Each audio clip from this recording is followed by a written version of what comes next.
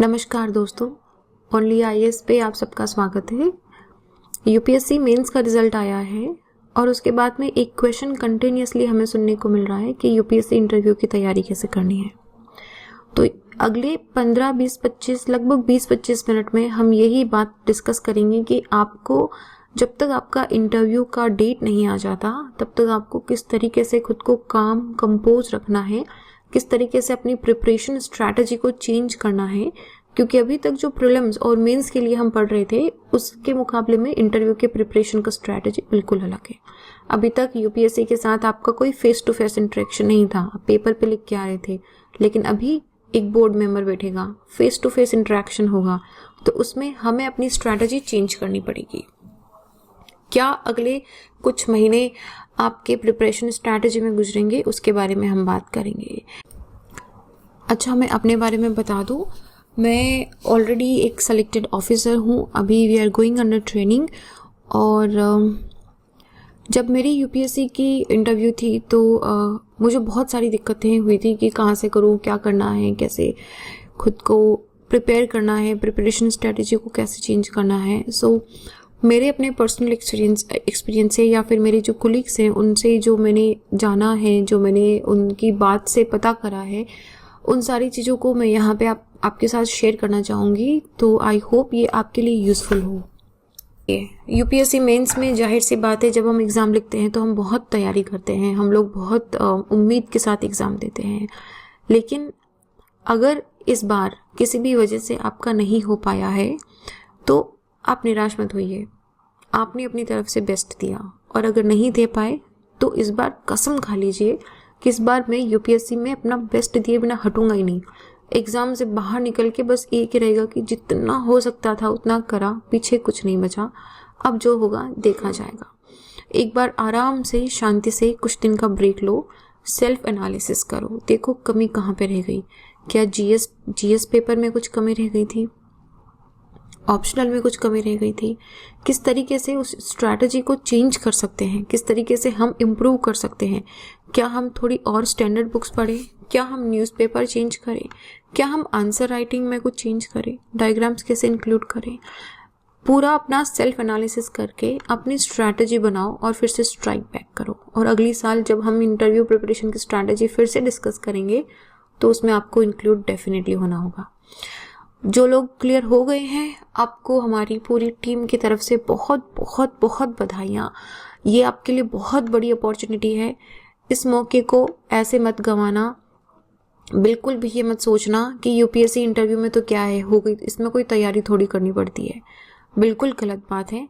Exam है, ये भी आपको मार्क्स मिलेंगे, इसमें तैयारी आपको करनी पड़ेगी। बिना तैयारी के जाओगे तो वहाँ पे जाके अंडर कॉन्फिडेंट हो जाओगे, तो अब तक जो पढ़ा है वो भी अच्छे से बोल नहीं पाओगे, या जो बोलोगे वो गलत हो जाएगा। इसलिए ये इतनी बड़ी अपॉर्चुनिटी है। हम बहुत सारे एस्पिरेंट्स, इतने सिंसियर एस्पिरेंट्स, इतने एग्ज़ाम्स, बार बार मेंस लिखेंगे, इंटरव्यू देंगे, but you know somehow it just there is an X factor, you don't know what that X factor is. जो भी होगा XYZ, हमको जो हमारे हाथ में है उसमें से कोई कमी नहीं छोड़नी है। और यहाँ पे हम आपकी मदद के लिए बिल्कुल आगे हैं। आप अपना डाफ हमें भेज सकते हैं onlyisinterview@gmail.com पे। नोट कर लीजिए इस ईमेल आईडी को, अपना डाफ हमें भेजिए, अपने बारे में हमें बताइए। हमारे पास जितने भी रिसोर्सेज हैं, जहाँ तक हमसे हो पाएगी हम आपकी मदद करेंगे। इस साल हम मॉक इंटरव्यूज़ भी कंडक्ट कर रहे हैं। हम आपको मॉक क्वेश्चंस बनाने में भी हेल्प करेंगे। आप अपना डाफ भेजिए और हम दोनों साथ में मिलके, हमारी टीम और आप साथ में मिलके यूपीएससी को क्लियर करते हैं। यूपीएससी के नोटिफिकेशन को कितने लोगों ने अच्छे से पढ़ा है, स्पेशली उसके इंटरव्यू टेस्ट का आप एक बार पढ़ के देखो, आपको पता चल जाएगा कि यूपीएससी के इंटरव्यू में रिक्वायरमेंट क्या है।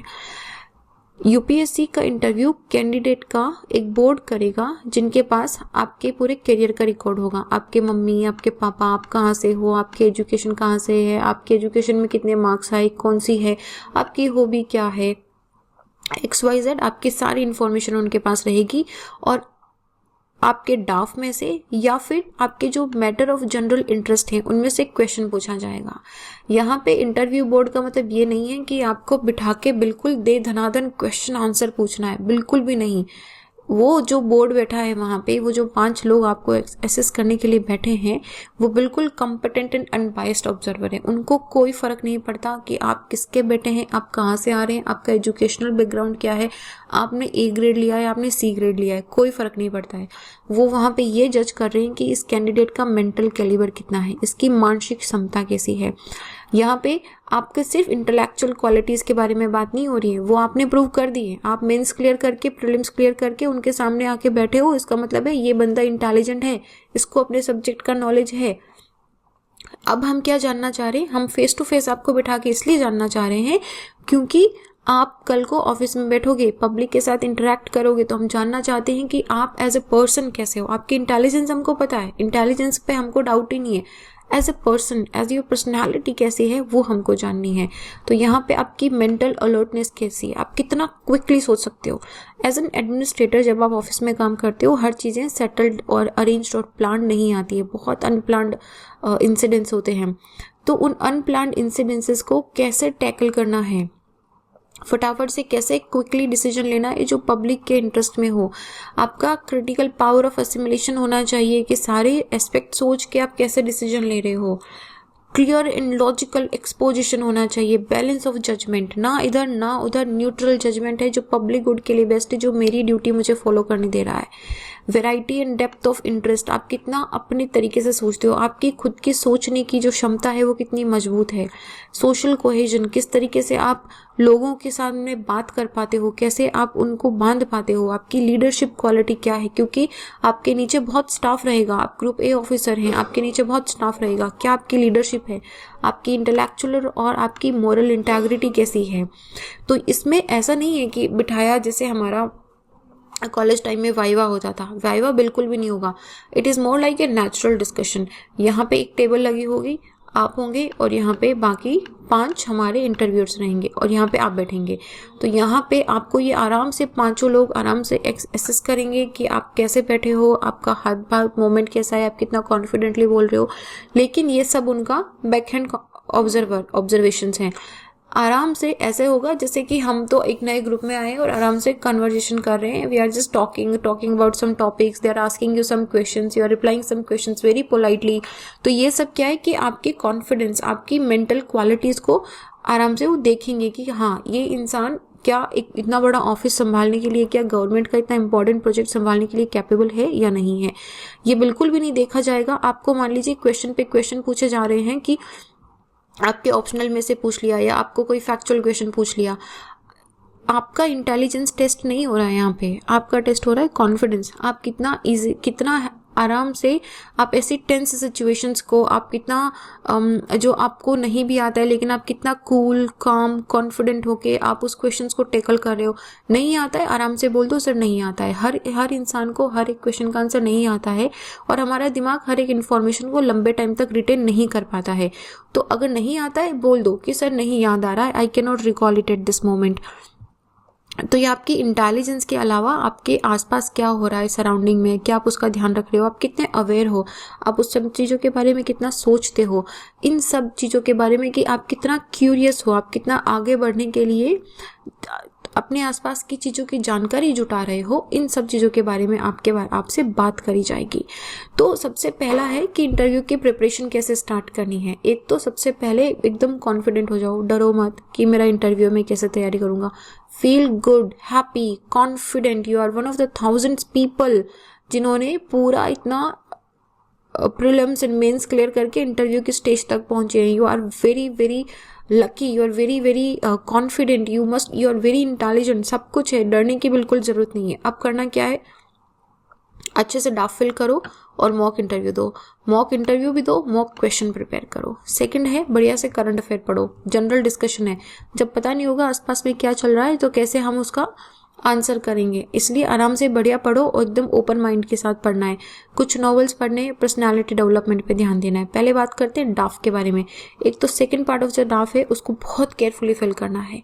इसके अंदर आपकी हॉबीज़ होंगी, आपकी एजुकेशन होंगी, इन सारी चीज़ों में से बहुत इंपॉर्टेंट क्वेश्चन पूछे जाते हैं। और अपने ड्राफ्ट में से खुद अपना ड्राफ्ट देखो और देखो कि कैसे क्वेश्चन बन सकते हैं। अगर आपका यूनिक नाम है तो आपके नाम का क्या मीनिंग है, क्या ओरिजिन है। ऐसा आप क्या आपके नाम जैसा कोई और दूसरा पर्सनालिटी का नाम भी है। जैसे अगर आपका नाम सचिन है तो आप जाहिर सी बात है सचिन तेंदुलकर के बारे में पढ़े बिना नहीं जा सकते ना। उसके साथ और भी देखो, क्या सचिन नाम की कोई और फेमस पर्सनालिटीज हैं? सचिन का मतलब क्या होता है, आपके पेरेंट्स ने आपका नाम सचिन क्यों रखा, इस तरीके से। और सिमिलरली अगर आपके फैमिली मेंबर जिनका नाम डाफ में मेंशन्ड है आपके मम्मी पापा का, तो उनका भी अगर यूनिक नेम है तो उसका भी ध्यान रख के जाओ।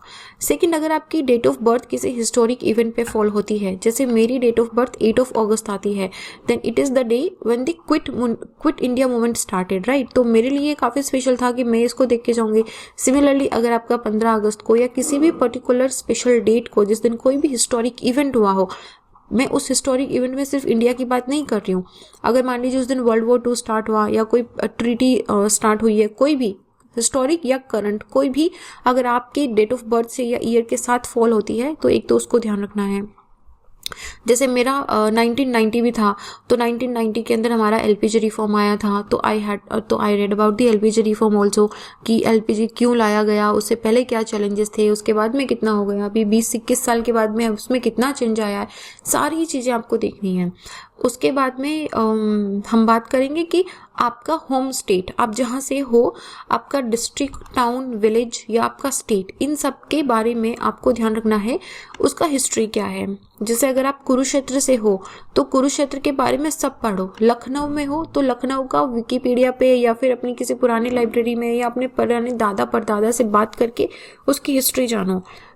उसकी ज्योग्राफी के बारे में पढ़ो। टॉक अबाउट करंट डेमोग्राफी, अभी कितनी पॉपुलेशन है, मेल पॉपुलेशन कितनी है, फीमेल पॉपुलेशन कितनी है, लिटरेसी रेट कितना है, क्या वहाँ से कोई फेमस पर्सनालिटीज निकली हुई है, आपकी कॉन्स्टिट्यूंसी से कोई अगर फेमस पर्सनालिटी ने अगर कभी इलेक्शन लड़ा है या कभी कोई साइंटिस्ट है या जैसे भी है, आप देखो कि आपके यहाँ से फेमस पर्सनालिटी कौन है। वहाँ का कल्चर अगर थोड़ा सा भी अलग है तो वहाँ के क्या इश्यूज हैं, सोशल इश्यूज वेरी इंपॉर्टेंट है कि आपके एरिया में क्या इश्यूज हैं। For example I belong to Nagaur, तो मुझे नागौर के बारे में पूरा पढ़ना था कि यहाँ पे पानी का क्या चैलेंजेस हैं, यहाँ पे पानी में फ्लोराइड की क्या चैलेंजेस हैं, यहाँ चाइल्ड मैरिज का क्या चैलेंज है। मैं राजस्थान से भी हूँ तो मुझे बिल्कुल ये दिस इज लाइक, देखो एटलीस्ट आपके होम स्टेट में या जिस भी स्टेट में आपने कम से कम 2 साल से ज़्यादा रहे हो, चाहे आप वर्क करते हो या चाहे आप एजुकेशन के मामले में रहे हो, चाहे आपकी फैमिली शिफ्ट हो गई हो, अगर आप 2 साल से 3 साल से ज़्यादा वहाँ रहते हो, इसका मतलब है कि आप उस सिटी के, आप उस स्टेट के पार्ट बन जाते हो। तो उसका हिस्ट्री, उसका कल्चर, उसके चैलेंजेस, क्या अपॉर्चुनिटीज़ हैं, इन सब चीज़ों के बारे में आपको पता होना चाहिए। ये आपकी अवेयरनेस दिखाता है। तो आपके ड्राफ्ट में जो भी स्टेट या जो भी डिस्ट्रिक्ट मेंशन है उनके बारे में अच्छे से पढ़ो। समय है इसलिए आराम से, अगर 4-5 भी है तो भी आराम से कर लोगे और इसमें पैनिक होने की ज़रूरत नहीं है। आपने मेंस में सब अच्छे से पढ़ा है तो बिल्कुल पैनिक मत होना कि मैं कैसे तैयारी करूंगा, क्या तैयारी करना है, सब हो जाता है। आपके स्टेट में अगर आपको बोला जाए कि आप अपने स्टेट या आपके डिस्ट्रिक्ट में जो भी आपसे इश्यूज हैं, चैलेंजेस हैं, उन सब को लेके अगर आपको बोला कि एक डेवलपमेंटल पॉलिसी बनाओ, कि अगर हम चार्ज दे दें, अगर आप किसी कमेटी के मेंबर हैं, आपको बताया जाए कि आप इस तरह की पॉलिसी बनाइए, तो आप किन किन चीज़ों का ध्यान रखेंगे, क्योंकि आप तो उस जगह से हैं तो आपको ग्राउंड रियलिटी पता है। तो आप ऐसे क्वेश्चंस बनाओ, अपने ड्राफ्ट में एक डायरी लो और ऐसे क्वेश्चंस बनाओ, ऐसे क्वेश्चंस पुट करो कि आप किस किस तरीके के क्वेश्चंस वहाँ से पूछे जा सकते हैं। सारे इंटरेक्टिव, 360 डिग्री सोचो, अपने आसपास के 10 दोस्तों से पूछो कि अच्छा और बता क्या क्वेश्चन हो सकता है यहाँ से। हॉबीज़ के बारे में, हॉबीज़ बड़ी क्रिटिकल है। सबसे पहले तो अपनी हॉबीज़ ध्यान से भरो। हॉबीज़ में अगर आपने वीक में, महीने में एक बार बास्केटबॉल, वॉलीबॉल खेल लिया तो वो आपकी हॉबी में नहीं आएगा। हॉबी का मतलब है कि आप उसके लिए स्पेशली टाइम देते हो। जैसे आप वीक में 3 दिन, 4 दिन या महीने में कम से कम 15 दिन या 20 दिन अगर आप उस चीज़ के लिए डेडिकेटेडली जाते हो, करते हो उसे, तो आपकी हॉबी में आएगा। सिर्फ इसलिए मेंशन मत करना कि मेरी तो कोई हॉबी नहीं है, मैं तो सिर्फ पढ़ाई करता था, मैं तो अभी कॉलेज से निकला हूँ। नहीं है तो लिख दो कि सर नहीं है हॉबी, कभी ध्यान ही नहीं दिया इस चीज़ पे, probably in the future I will have a hobby, या फिर सर कभी टाइम नहीं मिला। देखो झूठ बोलने से 100 गुना अच्छा है कि सच बोलो। सच बोलोगे तो फंसोगे नहीं, झूठ बोलोगे तो वो आपसे उस झूठ पे 4 सवाल पूछेंगे, उन 4 सवाल का उत्तर देने में आप फंस जाओगे और उनको पता चल जाएगा कि आपने झूठ बोला है। और उनके सामने झूठ बोलना है कि मतलब आपने अपने नंबर खुद कटवा लिए हैं। Major part of the interview इस चीज़ पे बेसिस हो सकता है। अगर आपके पास हॉबी नहीं है, लेकिन जैसे आप नॉर्मली हमेशा मॉर्निंग वॉक पे या जॉगिंग पे जाते हो, या आप मेडिटेशन करते हो, या आपको बच्चों के साथ टाइम स्पेंड करना पसंद है, या तो आप किसी एनजीओ से जुड़े हुए हो, तो इन सारी चीज़ों को मेंशन करो आराम से और इसे अच्छे से प्रिपेयर करो कि फिर आपसे उसमें ये भी क्वेश्चन पूछा जा सकता है कि आपको इस पर्टिकुलर चीज़ ने कैसे हेल्प करा, आपकी ये हॉबी क्यों है, आपको इससे क्या पर्सनैलिटी इंप्रूवमेंट हुआ है। अगर आपकी हॉबी कोई स्पोर्ट है तो आप उसमें आपसे पूछा जाएगा कि आपका फेवरेट स्पोर्ट्स पर्सन कौन है, क्यों है। ज़रूरी नहीं है कि आप इंडियन ही बोलो, अगर आपका रोजर फेडरर है तब बोलो रोजर फेडरर है, फिर बताओ क्यों है, आपकी कौन सी क्वालिटीज़ उसको अच्छी लगती है, क्यों इतना डेडिकेटेड है, वो हमेशा कोर्ट में इतना कूल एंड काम रहता है। और उसके बारे में अगर कोई फैक्चुअल इन्फॉर्मेशन भी है कि उन्होंने कितने ये विंबलडन्स जीते हैं, किसके साथ उनका मैक्सिमम मैच रहा है, तो ये सब बनाओ और नेचुरल हो। देखो अगर नहीं भी आता है तो बोल दो कि सर नहीं याद हो रहा, सर कभी पढ़ा नहीं, सर ध्यान नहीं आया, सब में भी स्किप हो गया। ऑनेस्टली आराम से बोल दो। अगर आपका कोई प्रीवियस जॉब एक्सपीरियंस है तो ये बड़ा इंपॉर्टेंट हो जाता है, क्योंकि इसमें से मोस्ट फ्रीक्वेंट क्वेश्चन बनता है कि आपका पहले का क्या जॉब एक्सपीरियंस है, कहाँ पे आपने काम करा, क्या सीखा आपने, अच्छा आप क्यों बदलना चाहते हो, आप पहली तो बात है उसको क्यों छोड़ना चाहते हो, आपको अच्छी नहीं लगी वो जॉब, आपकी उसमें ग्रोथ नहीं थी। तो एक चीज गांठ बांध लो, कभी भी अपनी प्रीवियस नौकरी की आपको बुराई नहीं करनी है। कितनी भी बुरी होगी, आपका एकदम खून जलता होगा उसमें, लेकिन उसकी बुराई नहीं करनी है। उसकी बुराई करने का मतलब है कि आपको जो ऑर्गेनाइजेशन पैसे दे रही है, जो आपकी ड्यूटी है, आप वो ड्यूटी फुलफिल नहीं कर रहे हो, तो ये आपका मोरल इंटेग्रिटी पे क्वेश्चन आएगा। नहीं भी अच्छी लग रही है ना तो भी 2 शब्दों में उसकी तारीफ कर देना कि नहीं सर बहुत अच्छा था, but I want future growth, मैं एक वास्ट प्लेटफॉर्म पे काम करना चाहता हूँ। जो भी आंसर बनाओ बना देना, बट बुराई नहीं करनी है। अगर आपके कोई अचीवमेंट्स हैं, कोई अवार्ड्स हैं, तो आप उनको भी बताओ। अगर आपको किसी पर्सन के नाम पे अवार्ड मिला हुआ है, जैसे मुझे अगर गार्गी अवार्ड मिला हुआ है तो मैं गार्गी के बारे में पढ़ूंगी। मैं सिर्फ गार्गी के बारे में नहीं, मिडीवियल इंडिया के अंदर या इंडिया के अंदर जितनी भी इंटेलेक्ट वुमेन हुई हैं, हमारी जितनी भी विद्वान महिलाएं हुई हैं, उन सब के बारे में मैं पढ़ूंगी। क्योंकि क्वेश्चन फिर क्या है कि देखो उनको ना एक टॉपिक मिल जाता है, फिर उस टॉपिक को वो एकदम इधर पूछेंगे उधर पूछेंगे, थोड़ा और 2 जंप मार के पूछेंगे। आपके पेरेंट्स के ऑक्यूपेशन के बारे में पूछेंगे, आपके पेरेंट्स का क्या ऑक्यूपेशन है। तो अगर आपके पापा जो भी काम करते हैं, आपके पेरेंट्स मम्मी पापा जो भी काम करते हैं, थोड़ा आपको आइडिया होना चाहिए, विच डेफिनेटली आपको होगा। तो उसके बारे में उन अपने पेरेंट्स से बात करो कि उनका क्या जॉब प्रोफाइल है, उनको क्या चैलेंजेस आते हैं। अगर कोई और भी नॉर्मल बेसिक क्वेश्चंस है तो आस्क दीज क्वेश्चंस। और आपके कॉलेज का नाम, जैसे मेरे कॉलेज के नाम के अंदर स्वामी केशवानंद आता था, तो मुझसे बहुत स्ट्रेट फॉरवर्डली क्वेश्चन पूछा गया एक कि हमारे स्वामी केशवानंद केस के बारे में पूछा गया था मुझसे, बेसिक स्ट्रक्चर ऑफ कॉन्स्टिट्यूशन के बारे में। तो सिमिलरली अगर आपके क्वेश्चन के साथ अगर किसी भी पर्सनालिटी का नाम जुड़ा हुआ है, किसी जगह का नाम जुड़ा हुआ है या यूनिक नाम है, तो उसके बारे में सर्च करो, उसके बारे में पूरा पढ़ो। ऐसे में आप पूछोगे कि इतने सारे क्वेश्चंस हो गए, याद कैसे रहेंगे। बिल्कुल सही बात है, नहीं याद रहेंगे तो एक डायरी बना लो, उस डायरी में क्वेश्चंस लिखो और उस डायरी में इमेजिन करो कि आप टेबल के उस तरफ भी बैठे हो, इस तरफ भी बैठे हो, आप किस तरीके से क्वेश्चन पूछोगे। आप मानो कि इमेजिन करो आप किसी का इंटरव्यू ले रहे हो, आपको वो शख्सियत बड़ी इंटरेस्टिंग लग रही है, तो आप पूछोगे अच्छा और क्या होता, अच्छा उसके बारे में आपने सुना है, अच्छा ओके, तो ये आपका ऐसा लिखा हुआ है, इसका क्या मतलब है। Like try to be curious about yourself also. Novels के बारे में देखो, सीधी सी बात है, मैंडेटरी नहीं होता नॉवल पढ़ना, लेकिन आप नॉवल पढ़ते हो ना तो आपको एक बहुत ही ब्रॉड पर्सपेक्टिव मिलता है। जैसे आपको इकोनॉमिक्स पसंद है तो आप अभिजीत बनर्जी की इकोनॉमिक्स की, गुड इकोनॉमिक्स, बैड इकोनॉमिक्स, ऐसे कुछ भी बुक्स पढ़ो। आप जो भी आपको पसंद है, fictional, non fictional, motivational, self developmental, current issues से related, whatever you like you read. Novel पढ़ने से आपको 4 लोगों के जो आपसे बहुत हाई पोजीशन पे हैं, बहुत हाई इंटेलिजेंट हैं, उनके व्यूज पता चलते हैं। इससे आपका परसेप्शन बढ़ता है, आपकी अंडरस्टैंडिंग बढ़ती है। आप फिर एक नॉवल पढ़ने के बाद आप उस टॉपिक पे कभी किसी से डिस्कस करके देखना, आपको लगेगा अरे मुझे तो ये भी पता है, ओ अच्छा ये मैंने उस नॉवल में पढ़ा था। So you become smarter.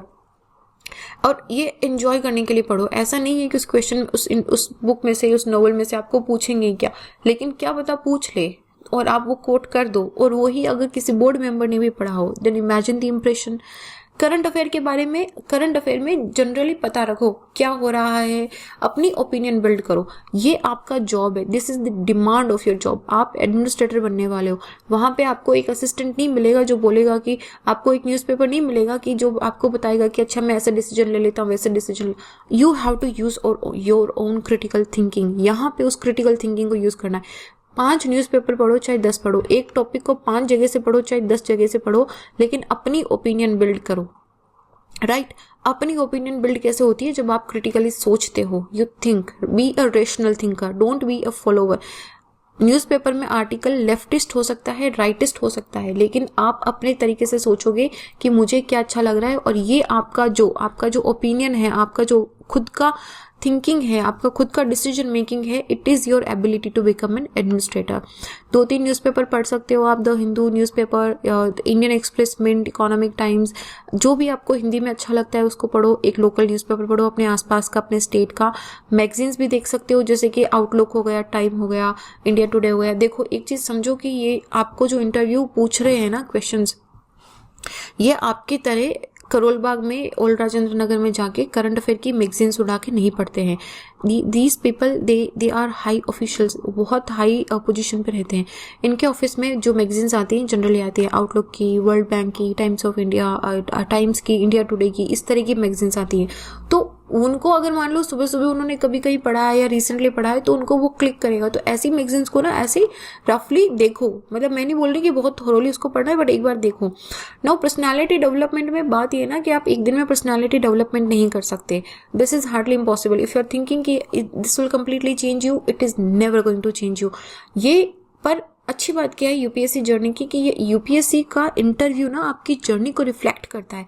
अगर आपने ऑनेस्टली प्रिपरेशन करी है, आपने बहुत डेडिकेटेडली, एकदम कंसिस्टेंटली अपनी प्रिपरेशन करी है ना, ईमानदारी से, मन से, ईमानदारी से, तो वो आपके आंसर में, आपके चेहरे पे, आपके एटीट्यूड में, आपके बोलने के तरीके में रिफ्लेक्ट होगा ही होगा।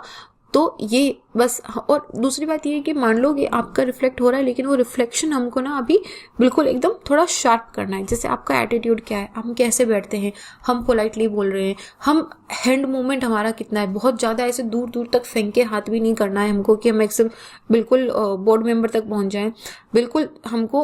और बिल्कुल हाथ ऐसे भी नहीं रखने हैं कि हम तो बिल्कुल ऐसे फेविक्विक से चिपका के आए, निकल ही नहीं रहे। स्लैंग नहीं यूज़ करनी है, या sir, yes sir, sorry sir, ऐसे बिल्कुल। देखो, ये फॉर्मल इंटरव्यू है हाईली, ठीक है। और वो उधर जो बैठे हैं टेबल की उस तरफ, वो 50-60 साल के लोग हैं, उनको ये स्लैंग यस सर या यो नो नहीं समझ आएगा, बिल्कुल नहीं यूज़ करनी है। If you have this habit of using, stop using it right now. और एक कैजुअल एटीट्यूड नहीं रखना है। चेयर में टिक के आराम से कंफर्टेबली बैठो, बी कंफर्टेबल, लेकिन इसका मतलब ये भी नहीं है कि आप एक्सेसिवली कंफर्टेबल हो जाओ, ठीक है। And like ask your friends कि उनको क्या लगता है। और देखो, हर किसी पे मत बिलीव करना, अपना खुद का आप देखो, चेयर के सामने बैठो एंड देन इमेजिन कि if you are an administrator, enter the room like you are already an IAS और आईपीएस ऑफिसर, ठीक है। मतलब उस एटीट्यूड के साथ जाओ कि मैं हूँ, मेरे में वो पर्सनालिटी है, इसीलिए मैं यहाँ पे पहुंचा हूँ और मैं यहाँ से निकल के ही बाहर आऊँगा। उस एटीट्यूड के साथ जाओ, एकदम कॉन्फिडेंट रहोगे। क्वेश्चन आती है मॉक इंटरव्यू की नेसेसरी है या नहीं नेसेसरी है। देखो, मॉक इंटरव्यू में जनरली क्या होता है ना कि वो आपके ड्राफ्ट का एनालिसिस करते हैं, तो आपको थोड़े पॉइंट्स मिलना स्टार्ट होते हैं कि मैं, अच्छा ऐसा भी क्वेश्चन बन सकता है, ओ ऐसा भी क्वेश्चन बन सकता है। And then you have this confidence. यार, यूपीएससी की प्रिपरेशन करते करते हम लोगों से मिलना छोड़ देते हैं, बात करना छोड़ देते हैं। तो ऐसे में आपका थोड़ा जो हिचक है ना कि बात नहीं हो रही है, मुझे आंसर पता है, मेरे दिमाग में आंसर इतना अच्छा है कि वो मुझे 10 में से 9 नंबर दिलाएगा, बस बात ये है कि वो आंसर मेरे दिमाग में से जबान पे नहीं आ रहा है। तो वो आंसर दिमाग से जबान पे लाने के लिए मॉक इंटरव्यूज थोड़ा हेल्प करते हैं कि थोड़ा सा कर लेते हैं, आपका कॉन्फिडेंस खुलेगा, आप 4 लोगों से मिलोगे, आपको 4 नई बातें पता चलेगी। लेकिन उनको कभी एक्सेसिवली सीरियसली मत लेना। वो आपको 10 बातें बोलेंगे, हंसना नहीं है, दांत नहीं दिखाने हैं, हाथ मूवमेंट नहीं करना है, आपको ऐसा नहीं बोलना है, वैसे नहीं बोलना है, नेचुरल रहना है, लेकिन कभी भी ऑफेंसिव नहीं रहना है। Be rational, don't follow the crowd. और दूसरी बात है, हम लोग अभी मॉक इंटरव्यूज लेना स्टार्ट करेंगे, so only IAS is also conducting, इसलिए मैं आपको फिर से बोल रही हूँ। और आप अपना ड्राफ्ट जो है हमको onlyIASinterview@gmail.com पे भेज दो। और दूसरा, अपने आसपास के, मान लो कि आपके स्टेट में अगर 10-15 लोगों का वाय आपकी जानकारी में है, तो एक ग्रुप ज्वाइन करो। उससे क्या होगा कि मान लो आपके पास 5 क्वेश्चन है स्टेट के, अगले के पास 5 है, किसी और के पास 5 है, मिला के आपके पास 15 क्वेश्चन हो गए ना। सिमिलरली आपके स्टेट से, ग्रेजुएशन से, ऑप्शनल से अगर कैंडिडेट आपको मिलते हैं मॉक इंटरव्यूज में, तो उनके साथ डिस्कशन करो, एक ग्रुप बनाओ, लेकिन उसमें टाइम वेस्ट मत करना, रेशनल डिस्कशन करना। Then the very important question comes, dressing का क्या करना है। कैसे कपड़े पहनने। मतलब मेरे इंटरव्यू के टाइम में भी I invested a lot of time in thinking कि मैं क्या पहनूं क्या ना पहनूं। एंड इवेंचुअली आई रियलाइज्ड कि इससे कोई फर्क नहीं पड़ता कि आप साड़ी पहन रहे हो, सूट पहन रहे हो, आप हल्के कलर की साड़ी पहन रहे हो या आप दूसरे कलर की साड़ी पहन रहे हो, कोई फर्क नहीं पड़ता है। फर्क ये पड़ता है कि जब आप ऑफिस में जब आप उस रूम में एंटर कर रहे हो तो आप कितना कॉन्फिडेंट हो, क्या आपके चेहरे पे स्माइल है या नहीं है। तो बट कुछ जनरल भी है, ऐसा भी नहीं है कि मैं स्पाइडरमैन के सॉक्स पहन के चले जाएं। मेल कैंडिडेट के लिए आप लाइट कलर के फॉर्मल्स पहन के जाओ, अच्छे से आयरन होने चाहिए, वॉश्ड होने चाहिए, कहीं पे दाग धब्बा नहीं लगा होना चाहिए। लेकिन लाइट कलर पहनना, रेड येलो एकदम वो क्या बोलते हैं उसे, ब्राइट ब्लू, ऐसा मत पहनना।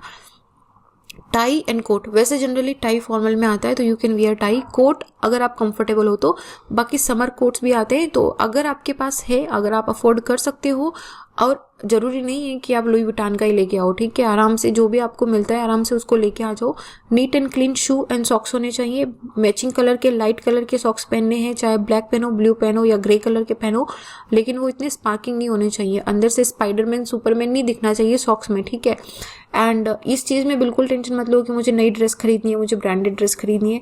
जो है जैसा है वो देखेंगे भी नहीं कि आपने 10 साल पुरानी ड्रेस पहनी है, पापा का जैकेट पहना है, दोस्त से मांग के जैकेट पहना है, या 5 साल पुरानी शर्ट पहनी है, कोई नहीं देखेगा। बस बात ये रहेगी कि आप आंसर कैसे कर रहे हो। फीमेल के लिए आप सूट पहन सकते हो, साड़ी पहन सकते हो, आप चाहें तो वेस्टर्न अटायर भी पहन सकते हैं। वेस्टर्न के अंदर आई मीन टू से कि आप कोट पैंट पहन सकते हो। It totally reflect your confidence, ये आपकी चॉइस पे डिपेंड करता है। But generally suit and sari prefer करी जाती है, इंडियन अटायर थोड़ा सा प्रीफर करा जाता है। अगेन बहुत ज़्यादा ब्राइट कलर नहीं पहनने हैं कि आप रेड येलो एकदम ऑरेंजिश कलर पहन के चले गए, लाइट कलर में पहनना है। Minimum jewellery, just your earrings, 1 chain, अगर आप ब्रेसलेट पहनते हो या अगर आप रिंग पहनते हो, छोटा सा मिनिमम ज्वेलरी, बहुत ऐसे तड़काओ भड़काओ बिल्कुल भी नहीं पहनना है। नीदर आपको नोइजी बैंगल्स पहनने हैं कि आप बात कर रहे हो, हाथ मूवमेंट कर रहे हो तो आपकी वो खनखन की आवाज़ आ रही है।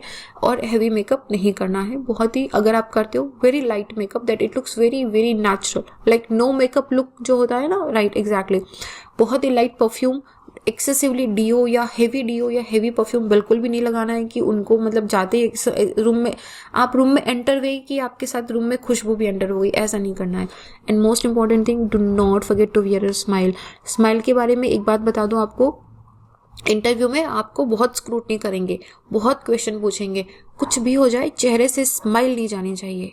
कुछ मतलब आंसर नहीं भी आ रहा है ना 10 बार भी, चाहे वो आपको डांट रहे ना वहां पे बिठा के, आपको मतलब बिल्कुल मान लो कि बेइज्जती कर रहे हैं आपकी, चेहरे से स्माइल और कॉन्फिडेंस नहीं जाना चाहिए। कुछ चीजें हैं जो ध्यान रखनी है। एक तो सबसे पहले ऑनेस्ट रहो, झूठ मत बोलो, नहीं आता है बोल दो सर नहीं आता है। अगर नहीं पता है बिल्कुल स्ट्रेट फॉरवर्डली बोल दो कि sir I am really sorry but I have not never thought of that, sir I was not aware of this particular thing, sir I look into this thing, sir it looks very interesting, can you suggest me some books about this also. Self analysis करो, अपना honest रहो कि आपको क्यों civil servant बनना है। पर इसमें देखो बहुत झूठ भी मत बोलना, मतलब अगर आपको पावर के लिए या गाड़ी के लिए, अगर किसी भी चीज़ के लिए बनना है तो मतलब ऐसा होना चाहिए कि रीजनेबल लगे और बिलीवेबल लगे। एंड इफ़ यू डोंट, और बहुत ज़्यादा लंबा आंसर नहीं करना है, बहुत लाइक आप 4, 5, 6 लाइन पूरा एक्सप्लेन कर रहे हो कि सर मेरे पापा ऐसे बोलते थे, मम्मी ऐसे बोलती थी, ऐसे सिचुएशन थी तो फिर मैंने डिसाइड करा। नहीं, सिंपल बोलो, सिंपल कि मम्मी की विश है, पापा की विश है। Short, crisp and honest answer देना है। इश्यू ऑफ लैंग्वेज आ सकता है, अगर मतलब मुझे ये दिक्कत मुझे भी थी, आज भी है कि हिंदी में बोलना है, इंग्लिश में बोलना है। जिस लैंग्वेज में कंफर्टेबली अपने थॉट्स को कन्वे कर सकते हो उस लैंग्वेज में बोलो। मान लो कि वो आपसे इंग्लिश में क्वेश्चन पूछ रहे हैं, आप इंग्लिश में आंसर देने में कंफर्टेबल नहीं हो, इंग्लिश में आपकी वोकेब नहीं सही हो रही है, आप बिल्कुल थॉट्स को कंसोलिडेट नहीं कर पा रहे हो आप, लेकिन हिंदी में बोलने से पहले अगर आपका इंटरव्यू मीडियम इंग्लिश लिखा हुआ है और अगर आप हिंदी में उत्तर देना चाहते हो तो एक बार पूछ लो कि sir I am not very comfortable in English, can I please speak in Hindi, ठीक है। और अगर ये भी आप हिंदी में पूछ लो कि सर मुझे इंग्लिश में कंफर्टेबल नहीं है, अगर आप परमिशन दे तो क्या मैं हिंदी में आंसर कर सकती हूँ, लिखवा लो आप मुझसे, वो आपको मना नहीं करेंगे क्योंकि they are not looking for a language expert. आपको बस उनको ये चाहिए कि भाई ये बंदा अपना व्यू कन्वे कर पा रहा है नहीं कर पा रहा है, क्योंकि कल को 50 लोगों के साथ 500 लोगों के साथ बैठ के जब मीटिंग करनी होगी तब लैंग्वेज एक हर्डल नहीं होना चाहिए। बात ये होनी चाहिए कि मैं हिंदी में बोलूँ, इंग्लिश में बोलूँ, चाहे लोकल लैंग्वेज में बोलूँ, आई एम सो कॉन्फिडेंट कि I can convey my views. कुछ चीज़ों का ध्यान रखना है, एक डायरी बना लो, उसमें क्वेश्चंस के साथ आंसर्स भी लिखो। आंसर्स में लिखने के लिए क्यों बोल रही हूँ, क्योंकि देखो हम सोचते तो बहुत सो चीज़ें, लेकिन वो तुम्हारे दिमाग में लंबे टाइम तक रहती नहीं है। लेकिन जब आप आंसर लिखोगे उसको, वो अब रिटर्न में हो गया, अब वो कहीं मिटेगा नहीं। फिर आप उसको 4 बार पढ़ोगे तो आपको खुद ही लगेगा कि हाँ यार ये आंसर इतना सही नहीं, इसको मॉडिफाई करा जा सकता है, उसे अपडेट करते रहो। अगर आपको बोलने में झिझक होती है, अगर आपने क्वेश्चन सुना, आंसर समझ नहीं आ रहा है, तो आप मिरर के सामने बैठ के प्रैक्टिस करो। एक न्यूज़पेपर लो, ट्रबल स्पीकिंग भी है, न्यूज़पेपर लो और उसको जोर जोर से पढ़ना स्टार्ट करो। स्मार्ट डिस्कशंस करो अपने दोस्तों के साथ। शुरू में झिझक होगी, दिक्कत होगी, कोई बात नहीं, हर दिन करोगे धीरे धीरे कॉन्फिडेंस बिल्ड हो जाएगा। और साथ ही में अपने सिबलिंग, पेरेंट्स, ग्रैंड पेरेंट्स, अपने दोस्तों के साथ डिस्कस करो। करंट अफेयर नहीं, नॉर्मल बातें, उनके लाइफ एक्सपीरियंस कैसे हैं, पहले जमाने में खेती कैसे होती थी, अभी कैसे बदल गई है, किस तरीके से समाज बदल रहा है, किस तरीके से समाज के जो रिवाज है वो बदल रहे हैं। ऐसे में बहुत ही सिंपल, नेचुरल और स्ट्रेट फॉरवर्ड रहो, ठीक है। मतलब देखो उनको ना बहुत ऐसे हाई फाई ये वो नहीं चाहिए, उनको चाहिए एक ऐसा इंसान जो इस देश की सरकार के साथ जुड़ के, सरकार के साथ नहीं बोल रही मैं, आई मस्ट से कि आप एक परमानेंट एग्जीक्यूटिव इस कंट्री के स्टील फ्रेमवर्क बन के इस कंट्री के डेवलपमेंट में हेल्प कर सको। तो उनको वो इंसान चाहिए, और वो होगा जो आराम से, सिंपल है, नेचुरल है, स्ट्रेट फॉरवर्ड है, अपने ऑनेस्टी से काम करता है, देश के लिए पहले सोचता है। अच्छा, क्वेश्चन का आंसर क्या करना है? सबसे पहले तो मान लो उन्होंने ऐसा क्वेश्चन पूछा है जिसको आपने 50 बार पढ़ा है, फिर भी नहीं बोलना है, उनको क्वेश्चन फिनिश करने दो। जब तक वो क्वेश्चन फिनिश ना करें 3-4 सेकंड का पॉज लो। फिर रश नहीं करना है कि दर दर बोल, नहीं, आराम से पॉज दे के बोलो। और आंसर को ऐसा भी नहीं है कि अरे ये तो मेरा फेवरेट टॉपिक है, अभी चलो लेते हैं discussion. No, give crisp answers, छोटे आंसर देने। देखो यार, जब हम ऐसे भी डिस्कशन करते हैं और मुझे पता है कि इंटरव्यू लंबा हो गया है, तो आपका ना वैसे भी इंटरेस्ट लूज हो रहा होगा। Same thing might happen there also. अगर हम किसी बात को लंबी चीज तक खींचते हैं तो इंटरव्यू में वो उनका ना इंटरेस्ट जाने लग जाता है, या फिर हो सकता है कि आप ऐसी बात बोल दो जिसमें आप खुद ही अटक जाओ। इसलिए शॉर्ट एंड क्रिस्प आंसर देने हैं। एक्सट्रीम स्टैंड नहीं लेना है, मिडिल ग्राउंड लो। कुछ भी हो जाए, आपको एक सिचुएशन दे दिया कि या तो आपको गवर्नमेंट के ऑर्डर फॉलो करके आपको XYZ पर्सन को वहां से किडनैप करना है, मर्डर करना है, गोली मारनी है, शूट करना है, कुछ भी करना है, और दूसरा आपको एकदम दे दिया कि आप कुछ भी नहीं करो। नहीं, ऑलवेज टेक मिडिल ग्राउंड। हाँ, ड्यूटी फॉलो करना आपका है, लेकिन आप कभी भी एक्सट्रीम स्टेप नहीं लोगे। ब्लफ मत करो, नहीं आता है बोल दो नहीं आता है। आपको 10 क्वेश्चन पूछ रहे हैं लगातार, एक पूछा नहीं आया, दूसरा पूछा नहीं आया, तीसरा पूछा नहीं आया, कोई बात नहीं, कोई बात नहीं। बस वही बात मैंने बोला ना कि स्माइल मत जाने देना, कॉन्फिडेंस मत जाने देना। अगर आपको 10 में से 9 क्वेश्चन नहीं आते, बोल दो सर नहीं आता, सर नहीं याद हो रहा, लेकिन वही कॉन्फिडेंस के साथ बोलो। इससे क्या रिफ्लेक्ट होता है कि उनको भी पता है कि आपको टेंशन हो रही है, ठीक है। तो ये वो नॉर्मल है, 10 में से 9 नहीं आ रहे, अब पता है उनको कि इसका ना अंदर से हिल रहा है सब, but this is how you compose your self. ऐसे क्रिटिकल सिचुएशन में भी आप इतने कूल हो, काम हो, आप स्माइल कर रहे हो, आप कॉन्फिडेंट हो, यही तो चाहिए एडमिनिस्ट्रेटर के अंदर। तो यही है आपकी टेस्ट ऑफ पर्सनालिटी है। ये सिचुएशनल बेस्ड क्वेश्चंस पूछ सकते हैं आपसे कि ऐसा होगा तो क्या करोगे, वैसा होगा तो क्या करोगे। तो ऐसे में आराम से ढूंढो। जैसे सुएज कनाल ब्लॉकेज का इशू हो गया, थोड़ा आउट ऑफ बॉक्स सोचो कि कैसे हो सकता है, क्या हो सकता है, like think little out of the box. और इसमें बहुत ज़्यादा ना तो अंडर एक्साइटेड होना है, नो ओवर एक्साइटेड होना है। बी काम, अपॉर्चुनिटी मिली है, मैंने तैयारी करी है, आराम से शांति से दे के आऊँगा। लेकिन यहाँ पे कुछ ना करने वाली चीज़ें भी हैं। अंडर या ओवर कॉन्फिडेंट या एक्साइटेड नहीं होना है। बी काम, बी नेचुरल, बिल्कुल भी एकदम ऐसा नहीं है कि मैं तो हाइपर ही हो गया या फिर मेरे तो हाथ में एकदम पसीना आ गया है। पैनिक नहीं होना है। अगर आंसर नहीं आ रहा है कोई बात नहीं, इट्स ओके। सबको सब नहीं पता होता है, जो पूछ रहे हैं शायद उनको भी नहीं पता होगा। झूठ नहीं बोलना है, नहीं आता है तो हम क्या बोलेंगे, sorry sir I can not recall the answer right now, ठीक है। तो और दूसरा, पैनल मेंबर के सामने रूड नहीं होना। मैं बोलूँ वो उधर बैठ के आपकी बेइज्जती कर दे घनघोर से घनघोर, लेकिन वहाँ पे क्या सोचना है कि ये सर मुझे या ये मैम मुझे पर्सनली नहीं जानती है, इनको मेरे से कोई दुश्मनी नहीं है, ये यहाँ पे सिर्फ मेरा पर्सनालिटी टेस्ट कर रहे हैं और यहाँ पे मेरे को हम्बल रहना है। अगर मैंने मान लो कि कुछ ऐसा बोल दिया गलती से जिससे उनको गुस्सा आ गया और उन्होंने मुझे डांटना शुरू कर दिया, या मेरी मान लो कि कोई भी XYZ पे वो हाइपर हो गए, अगर आपकी गलती है, अगर आपकी वजह से हुआ है, अपनी मिस्टेक को एक्सेप्ट कर लो। आपकी वजह से नहीं भी हुआ है, सिचुएशन को कंट्रोल कर लो, लेकिन आपको रूड तो बिल्कुल भी नहीं होना है, हाइपर बिल्कुल नहीं होना है। आपकी आवाज़ का टोन ऊपर नहीं जाना चाहिए, ना ही आपकी आवाज़ का टोन अंडर कॉन्फिडेंस शो करना चाहिए। इंटरव्यू प्रोसेस को लाइटली नहीं लेना है।